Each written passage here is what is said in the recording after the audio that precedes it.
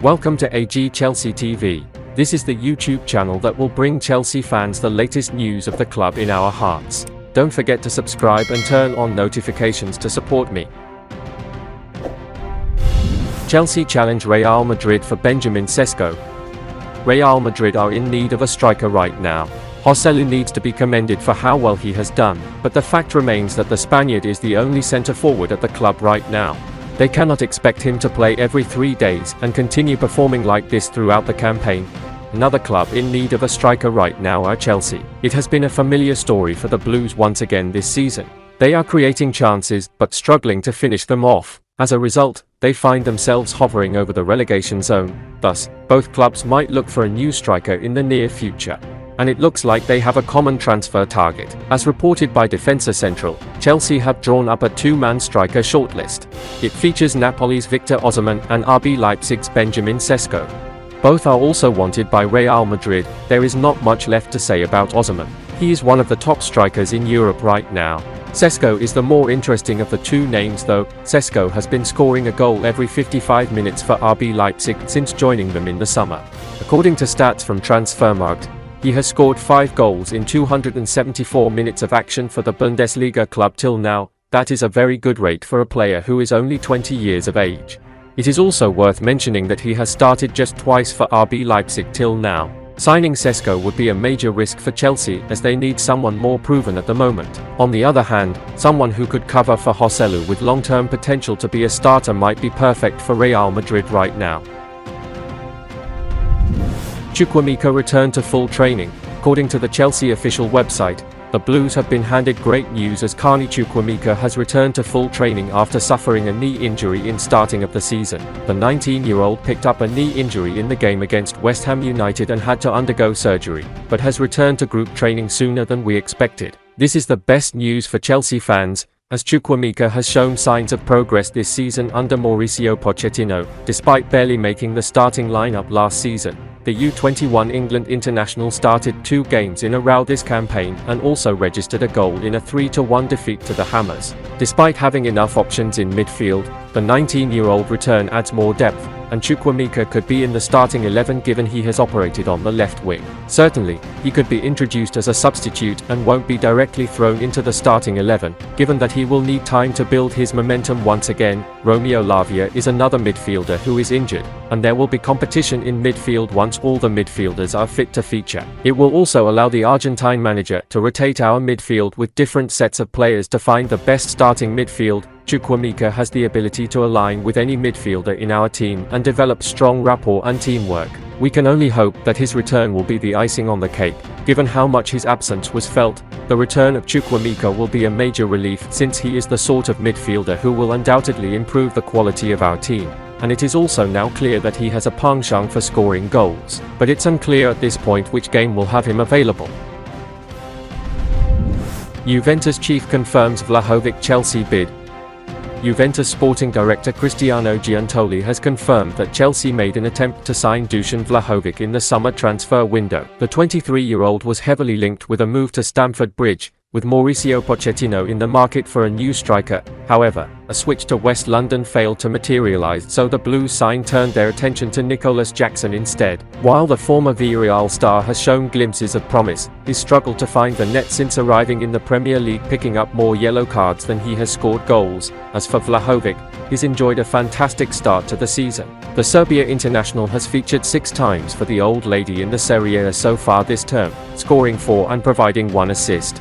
Chelsea's poor start to the English top-flight campaign could have been all so different had they met Juventus' demands. There was an offer from Chelsea for Vlahovic, Giuntoli told La Repubblica, as quoted by Football Italia. "We didn't want to sell Dusan, but given certain numbers we would have accepted. Chelsea never reached that figure and the exchange, with Romelu Lukaku, never took place." Then, Giuntoli spoke on the financial difficulties which the Italian giants have faced in recent years and how Victor Osimhen could have ended up in the Premier League.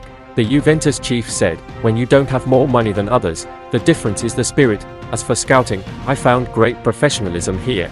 Today in football everyone knows everything. It's difficult to beat others to the punch and do business at low costs." Predicted Chelsea 11 vs Fulham. Chelsea currently sits in 15th place, and if some other results go certain ways, they could be lower by the time they travel across the street to take on Marco Silva's Fulham. Mauricio Pochettino's men have to start picking up maximum points, and regularly. Not many people that matter in the club hierarchy can stomach these results for much longer. Ben Chilwell has been confirmed out of possible selection for at least a month. Who does the head coach select for the West London derby? Robert Sanchez, goalkeeper. Sanchez started the season poorly, but he has become much better lately. He now boasts a 73% save rate in the league and a 59% long ball accuracy. Marc Cucurella, right back. Cucurella won 11/13 ground duels and 9/10 tackles against Brighton and Hove Albion in the EFL Cup third round this season. He played very well against Kaoru Mitoma and definitely made a case to start in the next league game.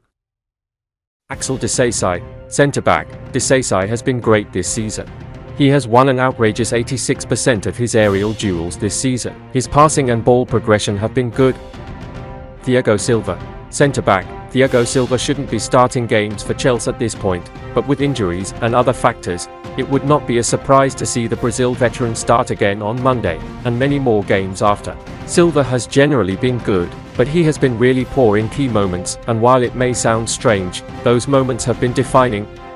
Levi Colwill, left back. Pochettino has been handed the perfect excuse to play Colwill at left back for as long as he wants. Chilwell's injury means the CFC manager has to use Maatsen as a left back now, and there's plenty of reason to believe the former Tottenham manager still won't play Maatsen as a left back. Moises Caicedo, central midfielder. Caicedo hasn't set the world alight so far, although it's a bit difficult to set the world alight as a defensive midfielder who isn't N'Golo Kante.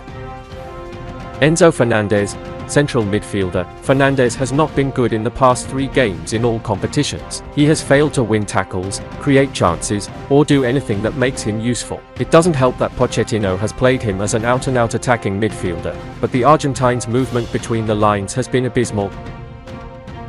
Cole Palmer, central attacking midfielder. England. Palmer was Chelsea's most influential player against Brighton. He played very well in the EFL Cup third round, creating the only goal that Chelsea scored this month. Raheem Sterling, right winger. Raheem Sterling has had mixed bags this season. His dribbling was quite good at some point, but with how predictable it is, defenders have dealt with it better in recent times. Mudryk, left winger. Mudryk was good against Brighton in midweek, creating a clear-cut chance for Nicolas Jackson, who, again, missed. The Ukraine international has had a turbulent time at Chelsea so far, coming under intense scrutiny with every action and getting criticised even when he shouldn't be. He has even been associated with the Blues' abysmal finishing this season, despite not getting on the end of any of the big chances created by the West London side. His aim should not be to prove that he's worth 88M. His aim should be to be a competent Premier League winger who can deliver consistently on a weekly basis.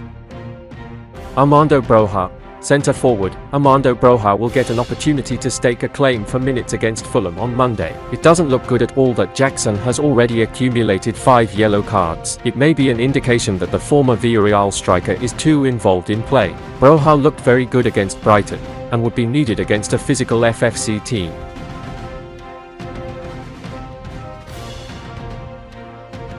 And that's the end of this video. Don't forget to subscribe and turn on notifications to support me.